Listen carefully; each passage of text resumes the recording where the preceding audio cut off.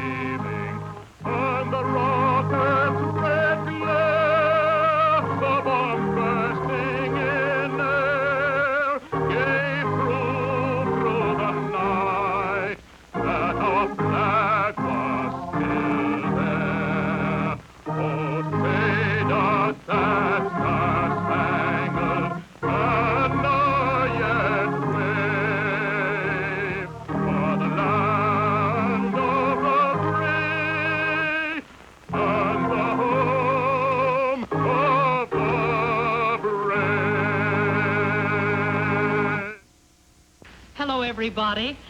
It is my happy privilege to introduce a new song, God Bless America.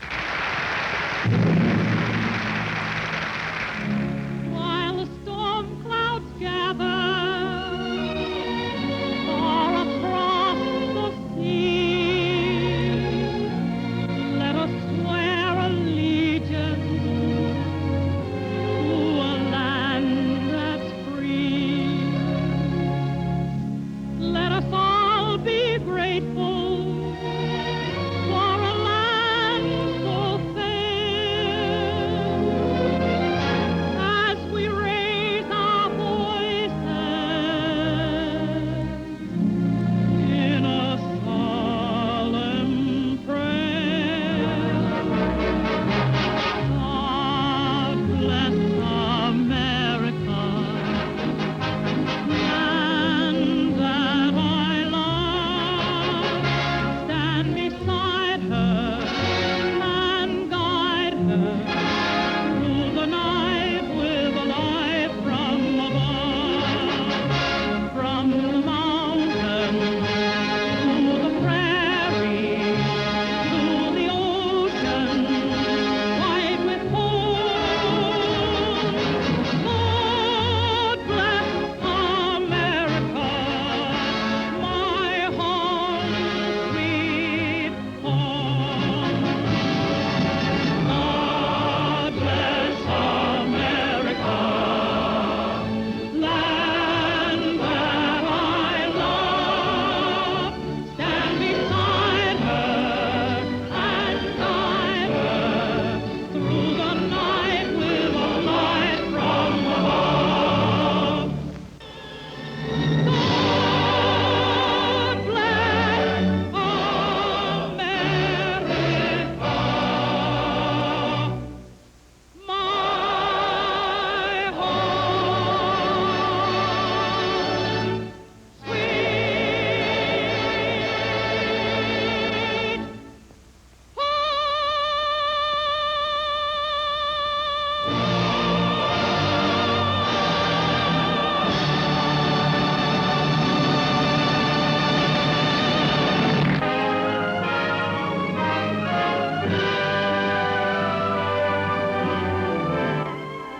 Every American has two hometowns, his own and Washington.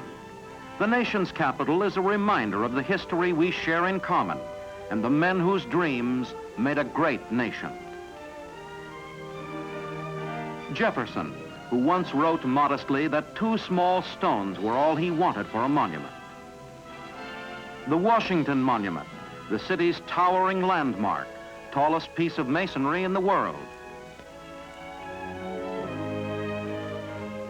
The Lincoln Memorial, its graceful columns representing the states of the Union. In front of the National Archives building, there's a statue symbolizing guardianship. It's an appropriate statue, for the building houses and protects our most precious documents.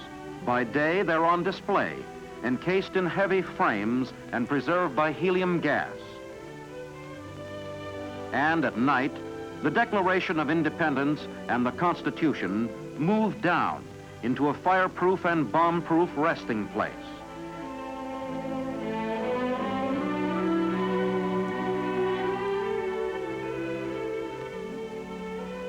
Washington has more to offer the sightseer than a short course in American history. The capital city is also noted for its museums and its collections of art.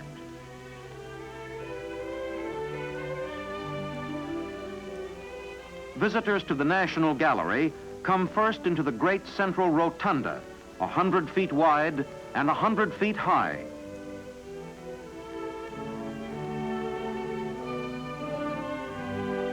The rotunda and the galleries leading from it provide an impressive setting for many of the world's finest paintings and sculptures.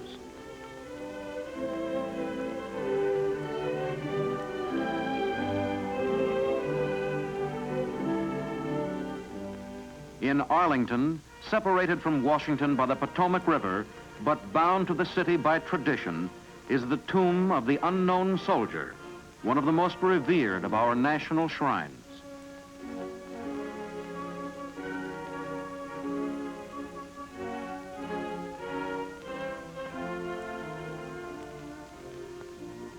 Washington keeps its tourists busy, shuttling from history to culture, and of course to politics.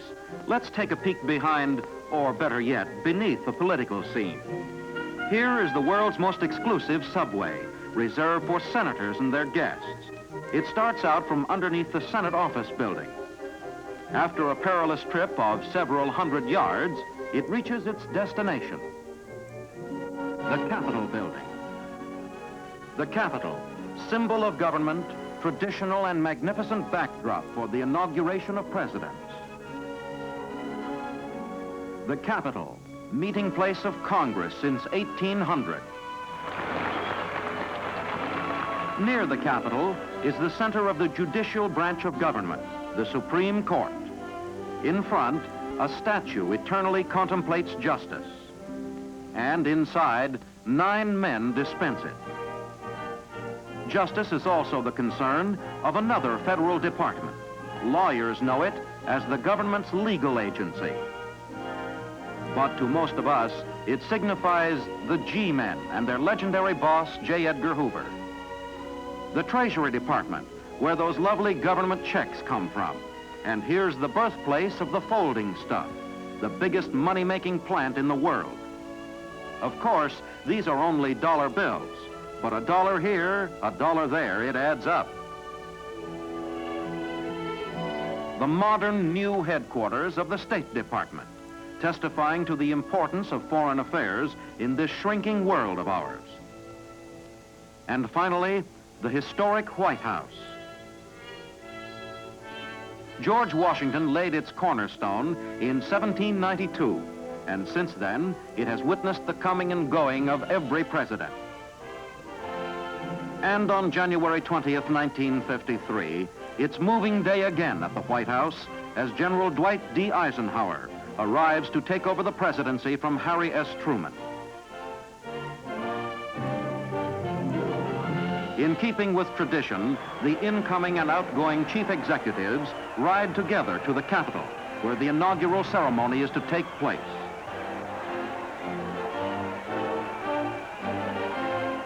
A huge crowd of 150,000 is assembled in the Capitol Plaza, straining for a glimpse of one of democracy's recurring great moments, the simple ceremony by which power is peacefully transferred from the hands of one man to those of another. Eisenhower will be sworn in by Chief Justice Fred Vinson. But first, Senator Nolan administers the oath of office to Richard Nixon. In 7 years, the young Californian has risen from freshman representative to vice president.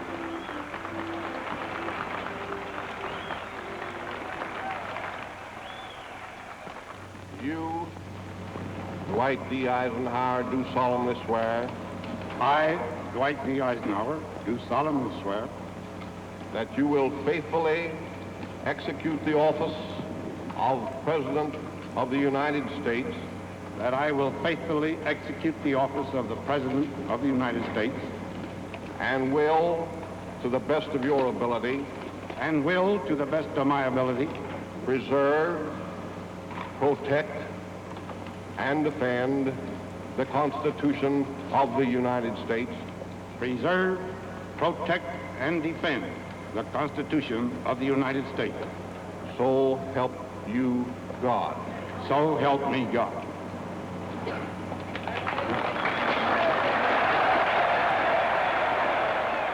In a spontaneous gesture, Ike moves to share his triumph with Mamie. Then, with the world listening to his words, he winds up his inaugural address. The peace we seek, then, is nothing less than the practice and the fulfillment of our whole faith among ourselves and in our dealings with others. It signifies more than the stilling of guns, easing the sorrow of war. More than an escape from death, it is a way of life. More than a haven for the weary, it is a hope for the brave. This is the hope that beckons us onward in this century of trial. This is the work that awaits us all, to be done with bravery, with charity, and with prayer to Almighty God. My citizens, I thank you.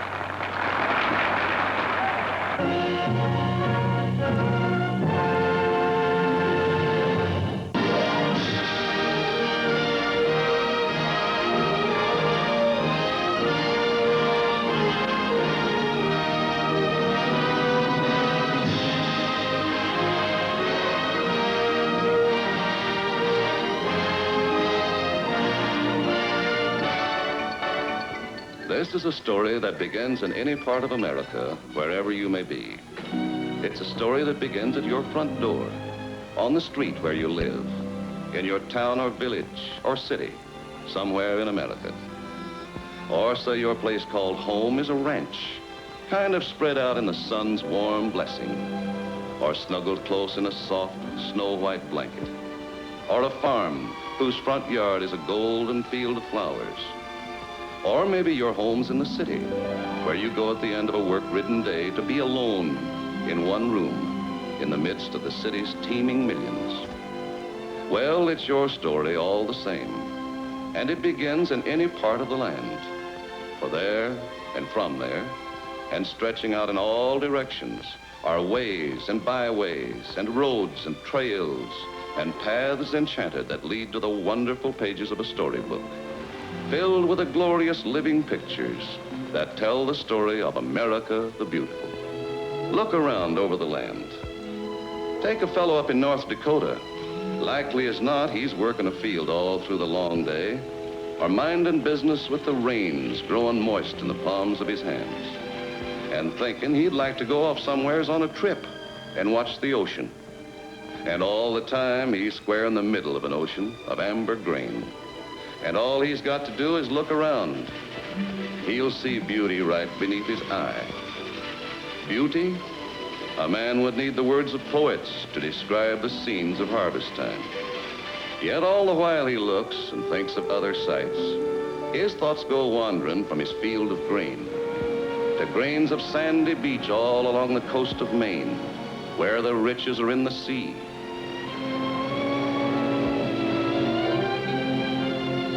And folks here are apt to turn away to think of beauty someplace else and look to the west, to where the tall timber grows. Well, it's just where you're looking at the time. America doesn't mind which direction you favor, north or south, east or west. It doesn't really matter. If you favor the lumber country, there's enough timber to make a person gasp at nature's bounty.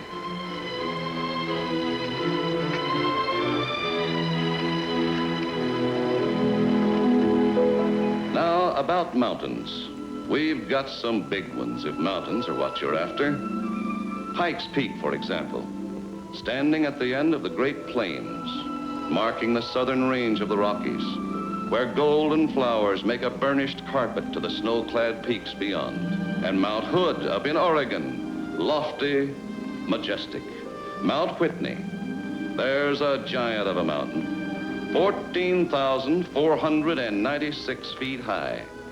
Snow-crowned patriarch, highest land in the United States. And 80 miles away, just that far, is Death Valley, lowest land in our country. From the snow and mist-shrouded crags of Whitney, 80 miles to this, heat and barren waste, and the sun-bleached bones of those who sought to solve the riddle of its hidden riches. Yes, aptly named, Death Valley.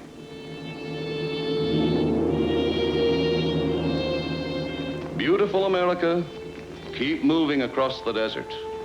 Follow the wagon ruts of the old pioneer trains. See the endless vistas of tableland. Watch the sun set in the stillness of earth and sky. See where the West was won. You want land? You're looking around? Help yourself to 1,000,000 acres of America the Beautiful. Now, how about rivers? You like rivers? Well, the rivers that flow through our land are the arteries that brought life and strength to the body of a new nation. Even their names are beautiful. The Wabash, the Tennessee, the Columbia, the Colorado, the Cimarron, the Atchafalaya, Ohio, and the Mississippi. Mark Twain told the stories of our rivers, caught their mood in majesty, their laughter and wisdom, translated the powerful threshing of paddle wheels, the billowing smokestacks, and the resonant whistle into a cadence that thrilled to the meaning of Steamboat Round the Bend. But water, shucks. You got to see our lakes to know how big water is. Up around our northern boundary, we have the Great Lakes, Superior, Michigan, Huron, Erie, and Lake Ontario, inland oceans. Remember all that wheat? Well, it gets on a boat at the Great Lakes, and iron and copper and lumber, too. 1,000 other things from the earth, on boats, strung from one end of the 5 Great Lakes to the other. Giant waterways, bringing produce and products to America.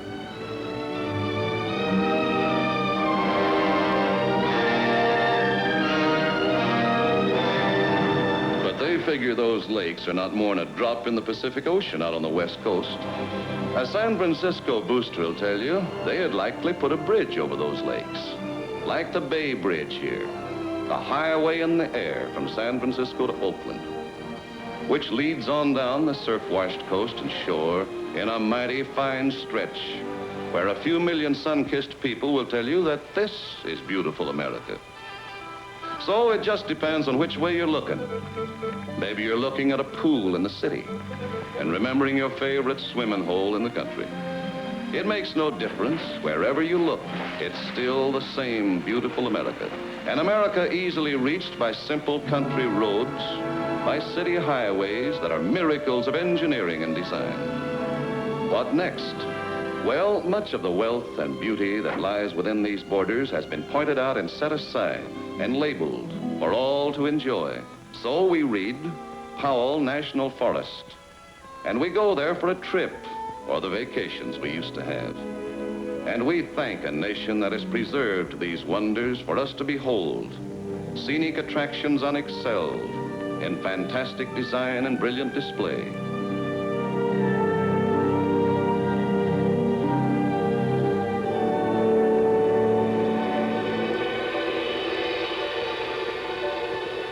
Well, how about Yellowstone? When you run out of words, go up to the Buffalo Bill country and give Yellowstone a once-over. The oldest national park in our history. What artist can capture the sheer blue loveliness of the Morning Glory pool? And from this delight of matchless color, captured in the liquid blue below, you find dramatic contrasts as you stand to marvel at this vast mountain-surrounded plateau. High in the Rockies, where rise the head streams of rivers that flow to the Atlantic and the Pacific. A volcanic, lava-laden land, home of geysers, rushing plumes of white waters, born in a turbulent labyrinth far below the surface of the earth, where Old Faithful reigns supreme, the greatest single attraction of all the many wonders to behold. Then there's Sequoia National Park, where the big trees grow. What living thing on earth is older? These giants were standing 3,000 years before the birth of Christ. Behold them, and wonder at what they have seen. Tremendous sentinels, whose mighty trunks have grown massive with the secret of the ages. Patriarchs, older than the pyramids, and the redwood trees that reach in brilliant dignity like columns to support the sky. These trees are also in nearby Yosemite, but here the region's fame is centered in the spectacular beauty of its waterfalls, among the highest to be found, dropping 2,500 feet in 3 thundering cascades, while the fine spray creates the rainbow spectrum to enchant the eye. But falls, did you say? What about Niagara? There's a cataract for you.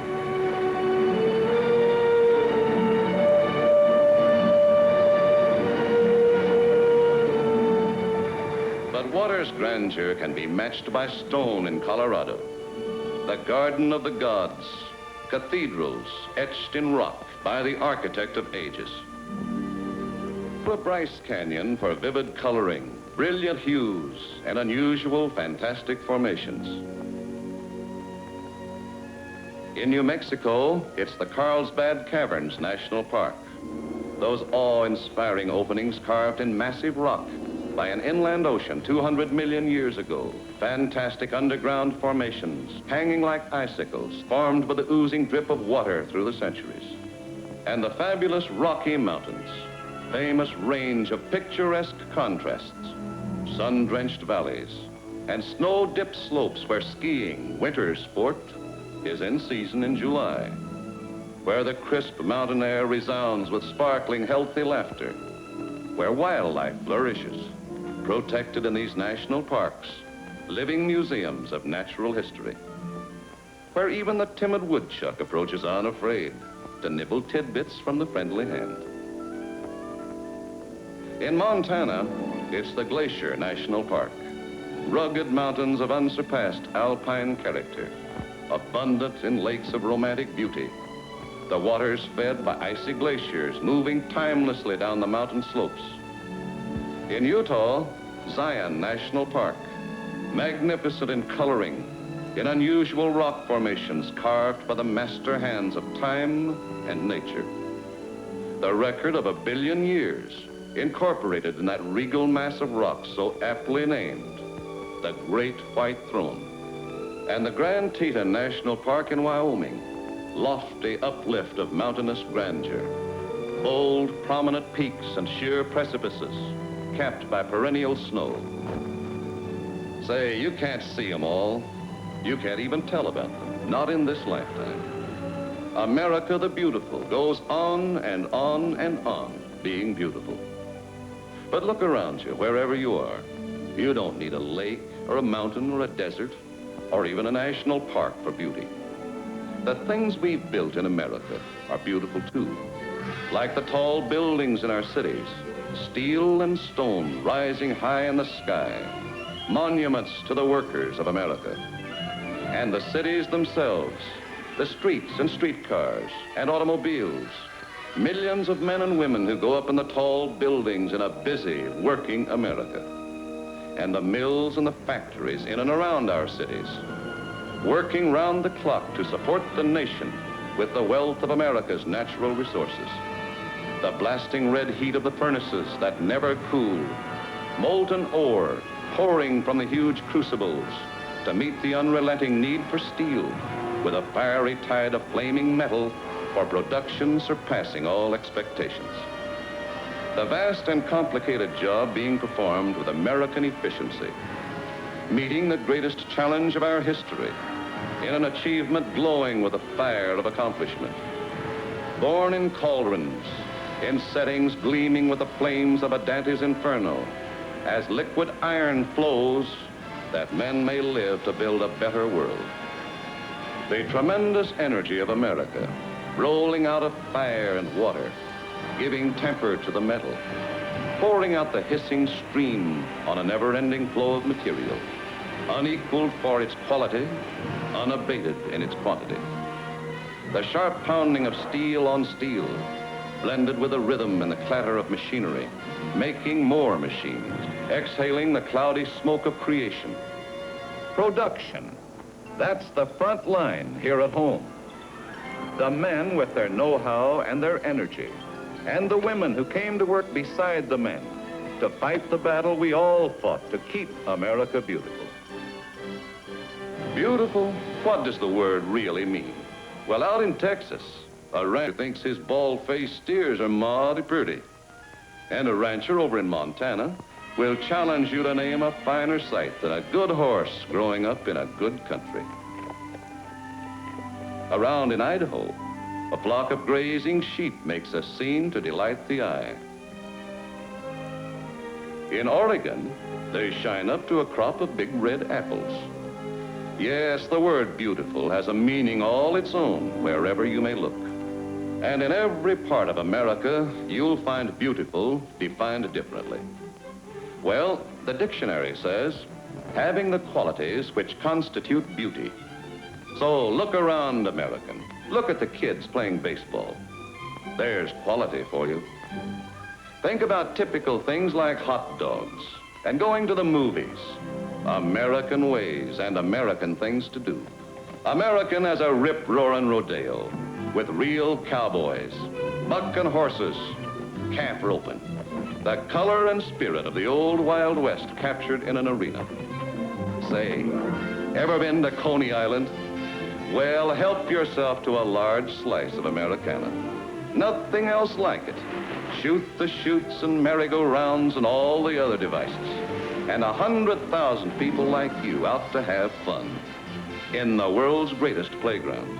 But all these people, many who have come from other nations, and are now, by the process of our great melting pot and the goddess of liberty, Americans like yourself. All these people must remember that the beauty of America is the quality of its beauty. Our leaders of the past, when that little band of patriots signed the Declaration of Independence, they knew little of the beauties of the continent on which they stood. The Great Lakes, gold in California, oil in Pennsylvania, Detroit, Chicago, the Grand Canyon, never heard of. They never imagined such things or such places. They only knew there were 13 states, and these states needed to be made beautiful. So they gave them liberty. And later, and through the years, as more and more of the land of America was found and settled, men and women kept right on choosing to fight and to die to keep America beautiful. And so, today, this is the land we own. 140 million of us, the United States of America. To manage this rich estate is our responsibility.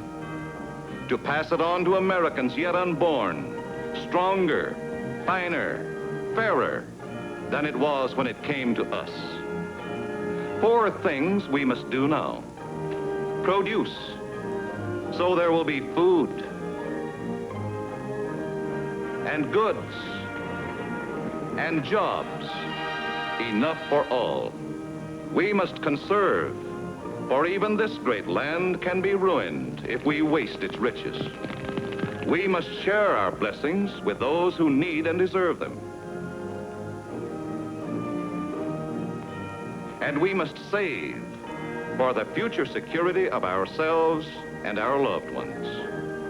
If we are thrifty, the nation will thrive, and each of us will be happier and more secure.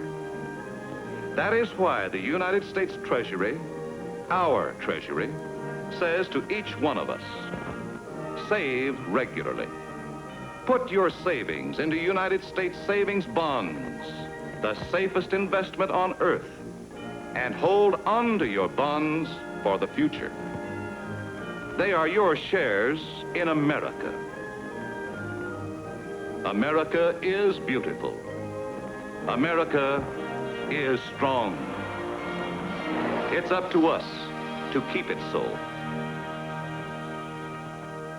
Oh, beautiful for spacious skies, for amber waves of grain, for purple mountain majesties above the fruited plain. America, America, God shed his grace on thee and crown thy good with brotherhood from sea to shining sea. Oh, beautiful for pilgrim feet whose stern impassioned stress a thoroughfare for freedom beat across the wilderness. America, America, God mend thine every flaw, confirm thy soul in self-control, thy liberty in law. Oh, beautiful for patriot dream that sees beyond the years, thine alabaster cities gleam undimmed by human tears.